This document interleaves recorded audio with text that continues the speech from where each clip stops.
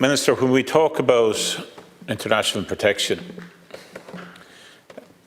we need to wrap it up in the actual subject matter of migration. I think that's getting lost, not just in these houses, but in the country. And it's deeply concerning. Everybody in here has had families who've gone all over the world, mine included. I have more first cousins outside this country than in this country. I've doubled the amount. My only sibling lives in America. I have cousins in Asia, Australia, New Zealand, all over the world. Half my mother's family immigrated in the 50s. We know how this works. We know better than any race, in many ways, how this works.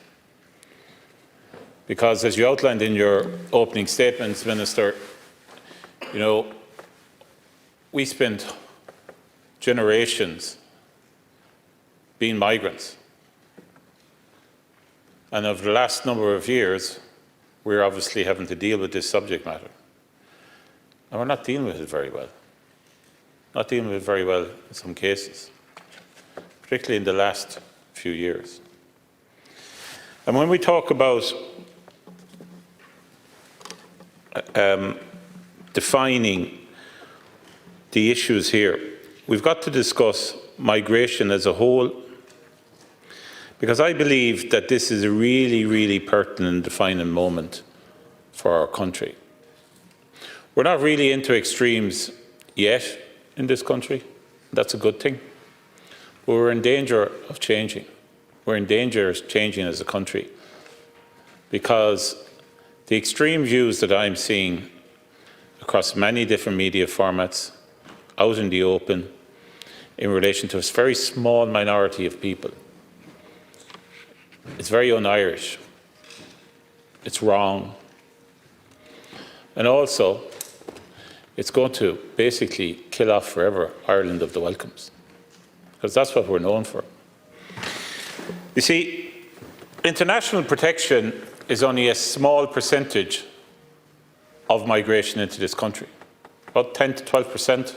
Is that correct, Minister? And we all know that there has been decreases in relation to volumes. We all know that, I understand, in relation to the number of people who are being passed after appeal, and you're saying the majority are refused, and you're right, it's about 58.4% or something like that. So 40% odd are in some way being accepted. But the real issue here is this. If I were you as Minister, the one thing I would do immediately is do a public awareness campaign and support campaign for migrants into this country. Because without them, this country would simply stop. I spent 2 years in hospitals with my parents. Without migrants, the health system in this country would stop. And across a whole range of other sectors, it would actually stop. So, Minister, first suggestion, will you do a positivity campaign about migration into this country? The fact that it is good that we are bringing these people into this country. The fact that we need all of these workers. The fact that our health service, our care service, and many other services would collapse without them. And let's call a spade, because many people won't say this. There are also jobs in this country that Irish people won't do anymore. And we need people to supply services in our country. It's a good problem. And that's outside of the diversity, the social, the good social values, and everything else that comes in from the mix of people that are arriving in our country and contributing. I have 2 kids in secondary school. Some of their best friends come from migrant communities. I see what is going around. I come from outside the town in Enna, which is one of the wealthiest towns in Ireland. It's doing very well. That's why we have so many migrants, because we need the workers. But the contribution that they make is incredible. And yet we focus in on a small percentage of them in relation to international protection, a considerable amount of whom who actually come to this country for obviously proper reasons, considering that they're left to stay here. And then we talk about the small amount of people then who end up getting deported. And dare I say it, I have no issue with that. If you deserve to be deported, you should be deported. I believe in a rules-based system. I'm not going to argue about that. I would argue about the fact that if processing takes too long, particularly where there's children involved, that we're going to have to look at some exemptions. Because you know why? Because in 2019, before the last general election, I was one of the few as public representatives, in fact I was the only TD who stood up in relation to dealing with the issues in Borsa. And people were fighting and arguing and worried about the amount of people who were coming into Borsa. There was a far-right element going on across this country, and your department was very, very concerned about it. And they did a deal with the people of Borsa. The people of Borsa, I'm so proud to represent, they honoured that deal. And all of these people settled into Borsa. So much so, as you probably know, that over a year and a half ago, we had to have public meetings because they were being moved. All of these young children, about 40-something young children, running up the street with their hurleys, because we don't really play Gaelic football in Tipperary, a little bit in Borsa, but running up the street in their Borsa colours. And now they were being moved. And the same people who were going to block the entrance to the asylum centre 3.5 years previously, or 4 years previously, were now going to block it to keep them in. That is the impact that the people who arrived in Borsa had on the wider community. Where there was a large march down through the town, where I had to support them again, because I would be consistent on this issue. So when we talk about migration, Minister, we need to be positive about it. Everybody needs to be positive about it. And I'm very, very concerned about the three major largest parties in this country and what they've been saying, offline, online, in here, out of here, and in every other way as well. Fianna Fáil, Fine Gael and Sinn Féin. Some of the commentary has been frankly unacceptable. Trying to ride both horses.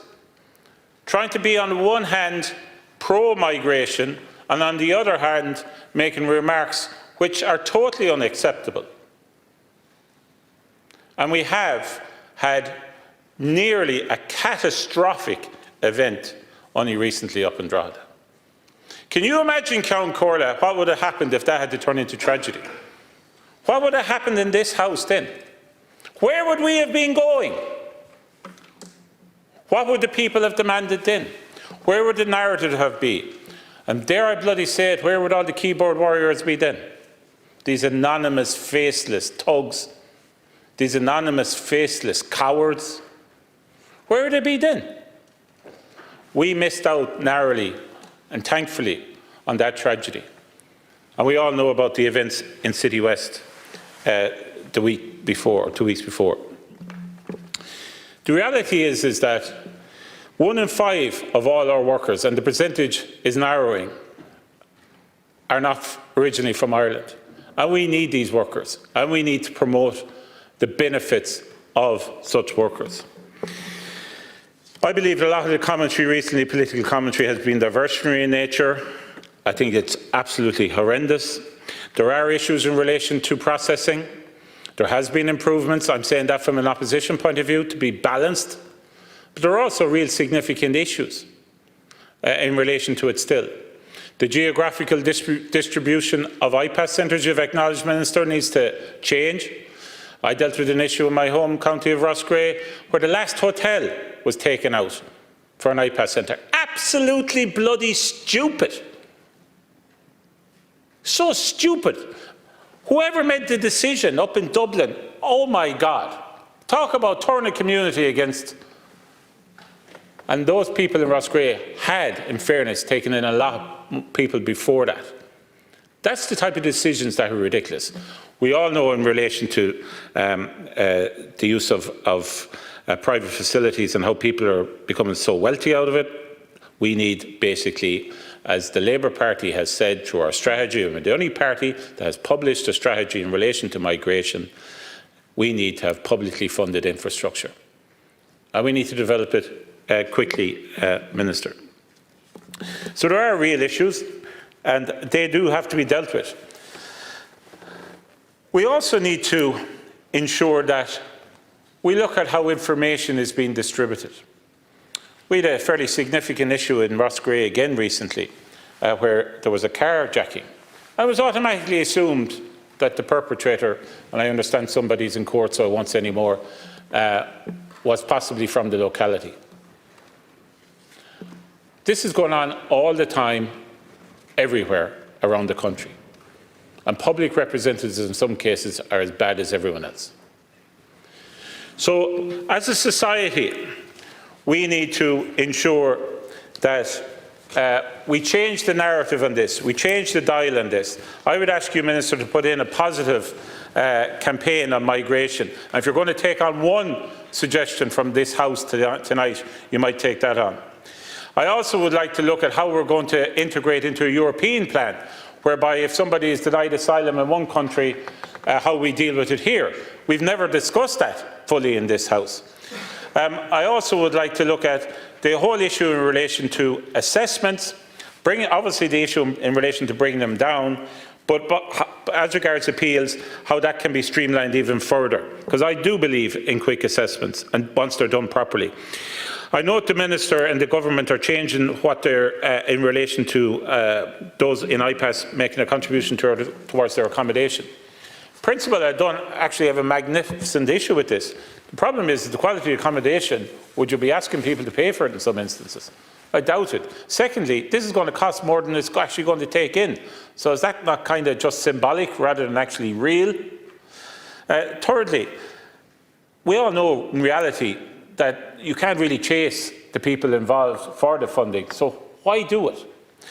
I also believe, Minister, we need a pathway plan towards those who are successful towards naturalisation and migration. That we put in place a plan around English language learning, Irish language learning, civics, everything else.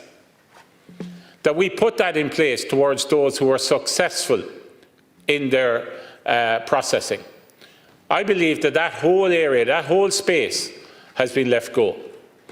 And that is really, really necessary.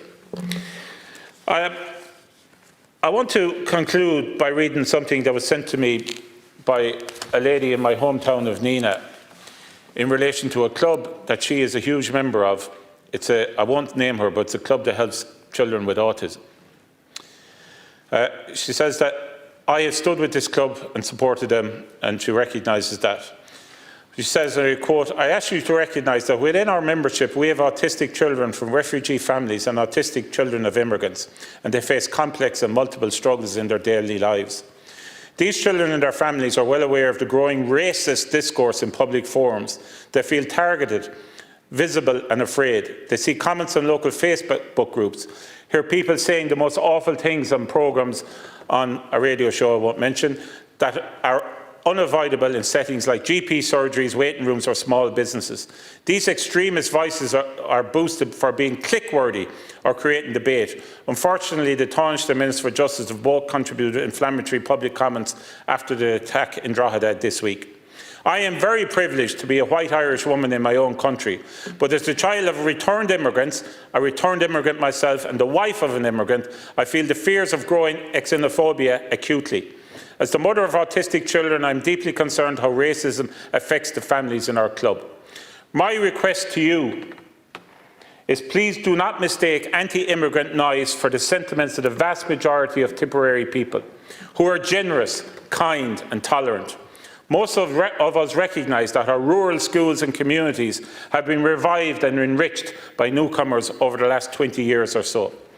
Please continue to work for our communities as a whole, without scapegoating minority groups who are powerless to bring about change.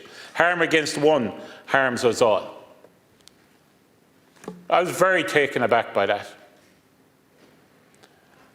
The people we talk about, this small amount of people who are affected so much, we need to have in the foresight of our minds from now on. And secondly, Minister, we need a positive campaign in relation to the benefits of migration. Thank you, Deputy. Because without them, without the people who come into this country and make their contribution, this country simply could not function. Thank you. 10 seconds. Everybody is the same.